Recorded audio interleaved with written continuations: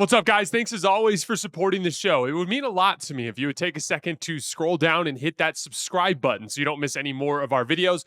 Also, make sure you follow us all over social media so you don't miss any of our content or show announcements. Number 21 in this year's player rankings is Jaylen Brown.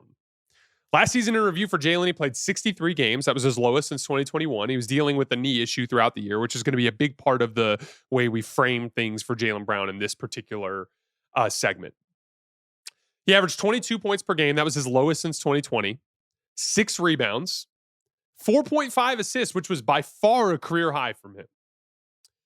The increase in assists mainly stemmed from Jaylen becoming a much more willing passer out of his one-on-one situations, specifically ISOs and post-ups. For example, in the 2024 season, when he passed out of ISO or passed out of post-ups, he generated just 0.95 points per possession. In the 2025 season, he passed out of ISOs and post-ups about a time and a half as frequently, so he did it a lot more, and he generated 1.30 points per possession when he passed out of those situations. The specific improvement that I noticed the most on tape was him passing out of the post. He did a lot better job this year when he would get in the post of just kind of probing until that second defender would come and making the appropriate kickout passes on time, on target to shooters. The Celtics did shoot super well on his post kickouts this year, but there was also a marked improvement in the quality of the threes that he was generating. And I tend to think those things are associated. So obviously a little bit of shooting luck, but a lot of shot quality as well. He generated 32 made threes out of post-ups for his teammates in just 63 games this year. Last year in 70 games, he generated just 20. That increase in overall playmaking ability from Jaylen made up for some of what was a pretty down year for Jaylen Brown as a shooter. But I want to get into some of the specific reasons why, because it's very fascinating. First of all, let's just get through the numbers. He was 46% from the field. That's the lowest since his rookie year. He was 53% on twos, lowest since his second year in the league.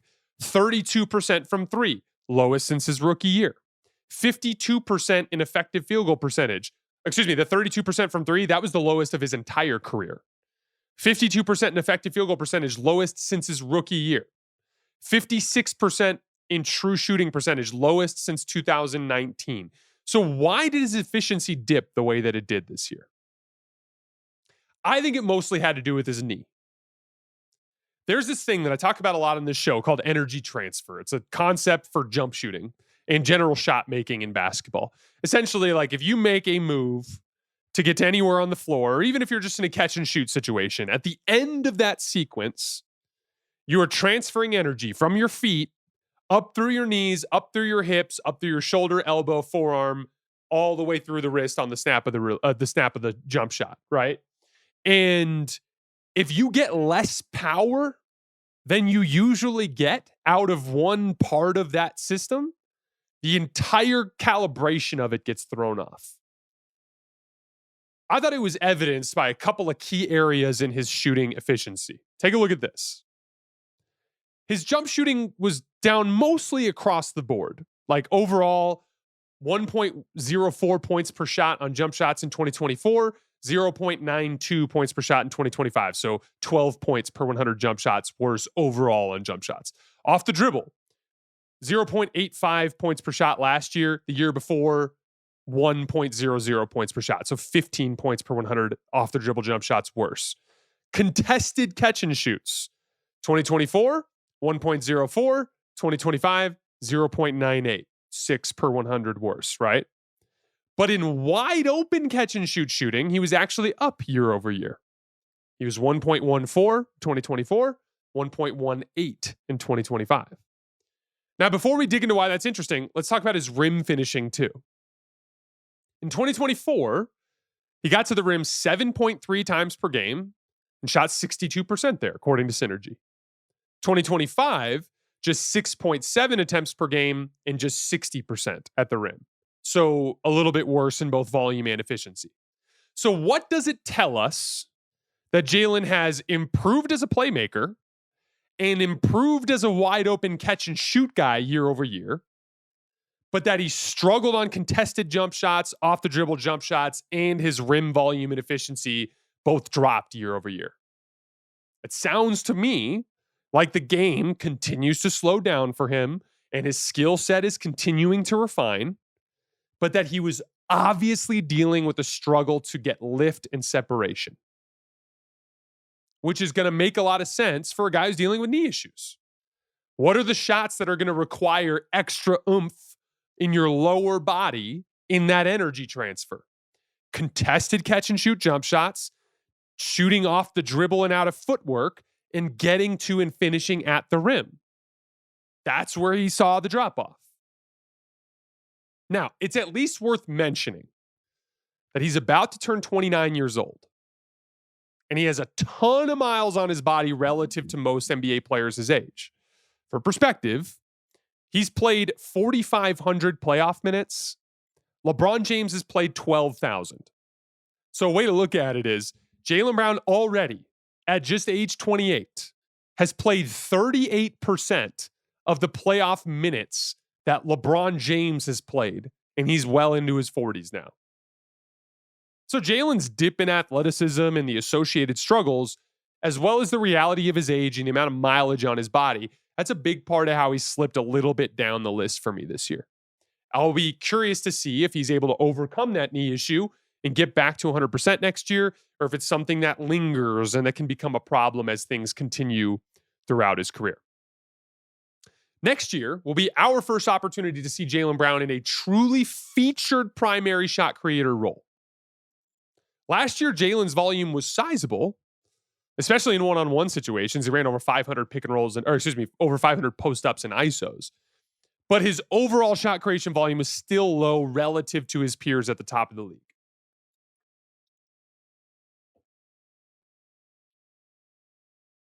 He was good, though. 1.01 points per possession in pick and roll, including passes on 453 reps. That's slightly above average. 1 point per ISO, including passes on pretty high volume, 302 reps. That was the 13th most in the entire NBA. Efficiency for that, once again, slightly above average. He was 1.28 points per possession in post-ups, including passes, which is excellent. That ranked number one. Jaylen Brown was number one out of the 18 players to run at least 200 post-ups last year. Now, again, some of that is influenced by the fact that the Celtics shot super well on his kickouts. I think they shot like 60% on his kickout threes out of post-ups. But it's worth mentioning, again, when I looked at the film, the kickouts were happening more frequently and he was generating better shots than he did in previous years. So some of it was shooting variance. Some of it was also the quality of shots he was generating. I expect Jaylen Brown to continue to thrive at volume in ISO and post-up situations. They tend to present the simplest reads in a 4-out, 1-in system. So, for instance, if you're on a cleared side post-up for Jaylen Brown, very easy reads for him. If you put him on the left block and he's got the ball in his right hand, you double from the top. It's an easy kick out up to the wing for a three-point shot. You double off the opposite wing. He can rifle that pass to the opposite wing. I've seen him make that specific pass many times.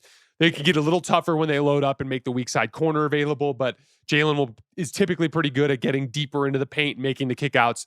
They're easier reads. ISO, same sort of thing. Cleared side ISO, exact same reads we just covered. Wing ISOs in 4-out, 1-in. It's pretty simple. If the defender is funneling you towards the baseline and you drive, if you drive and they don't help off the strong side corner, you're going to face help off of the weak side corner. If they rotate down, the reads to the wing. If they don't, the reads to the corner. It's a pretty simple set of reads out of an ISO. If you do get to the middle, if they pinch down from the nail, you pitch it out to the wing. If they stay glued to the wing and you get past that guy, they're probably going to help off the corner. You make the kick to the corner. It's like those one-on-one situations present reads that I think Jaylen Brown can handle really well. So increasing his volume, because he's the primary guy, he's just going to get into a better rhythm, and it'll make him even better at making those basic reads. I think he's going to be fine in ISO and post-up situations.